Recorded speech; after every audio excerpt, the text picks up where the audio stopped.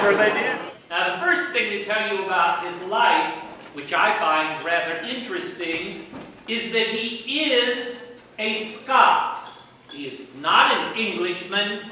He is from Scotland. He lived his first 21 years in Scotland. He's one of the great Scottish authors in our language. The other great Scottish authors in the language, you know them, and you know that they are Scot. Robert Burns is a Scottish author, and he didn't hide it at all. Sir Walter Scott would have had a lot of trouble hiding the fact that he's a Scot, but he always wrote about Scotland. Even Robert Louis Stevenson, who we don't automatically think of from Scotland, many of his works are set there. Those three great Scots, Sir Walter Scott, Robert Burns, and of course Robert Louis Stevenson, were proud to be Scots. Arthur Conan Doyle did not want to be known for Sherlock Holmes, and he didn't want to be known that he grew up in Scotland.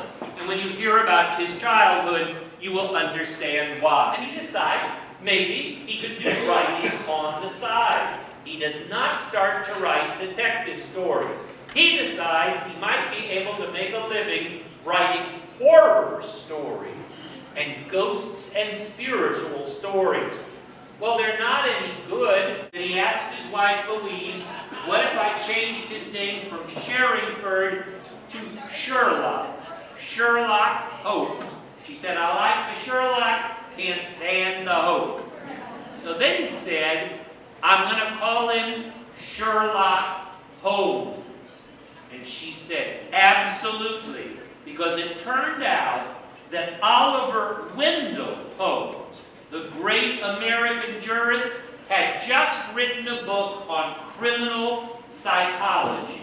And so he honors Oliver Wendell Holmes by calling the last name Holmes, and he honors his favorite violinist, Alfred Sherlock, with that. So he now has the name Sherlock Holmes.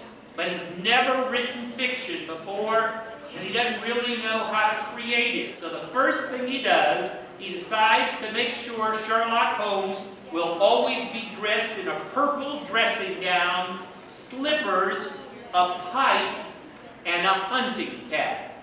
And the only reason he gave him a purple dressing gown, slippers, a pipe, and a hunting cap is because the four things that Arthur Conan Doyle always wore when he was writing his stories, a purple dressing gown, slippers, a pipe, and a hunting cap.